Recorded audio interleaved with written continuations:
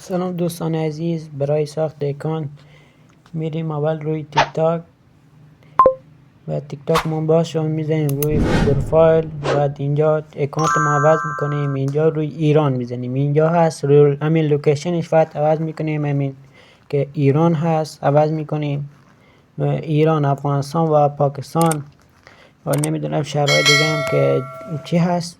اکانت پروفشنال درست نمیشه، باید روی لوکیشن های خارجی بکنیم. من روی این لوکیشن میکنم به خاطر که خیلی فالو میره، خیلی بازدید زیاد میگیره، لایک میگیره، یعنی تو صفحه فالو زیاد میره. من روی این میکنم، روی این که زدم. بعد الان تغییر کرد.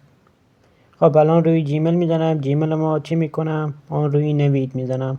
روی نوید زدم. بعد اینجا باید 2001 باشه، 2002 باشه. اگر 2023 2024 باشه نمیشه. همین باید از 18 سال 20 سال بالاتر باشه. مال 2000 زدم. بعد اینجا اسمش هم نوید میذارم. بعد میریم ثبتش کنم. خب الان اکانت ما درست شد. الان اون یکی تغییر کرد، اسم اومد روی نوید. دوستان خیلی اکانت راحته که درست کنی و خیلی شما پول داده روی اکانت تا برای شما اکانت درست کند. اما من رایگانش تو یوتیوب میذارم، توی تیک تاک هم یه ویدیو کوچیک میذارم که شما بدونید داخل یوتیوب من هست.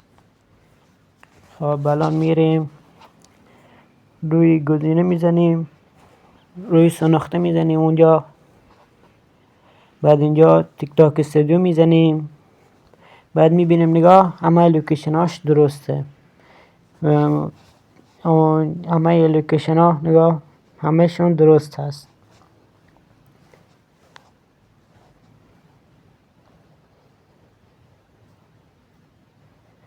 بعد میزنیم سخت، بعد تنظیمات میزنیم، روی اکانت میزنیم، بعد اولی میزنیم. اینجا نگاه کن همون لوکیشن براش ما گفتن خیلی فاریو میره همون لوکیشن. ویدیو دیگر ما را سابسکرایب داشته باشید.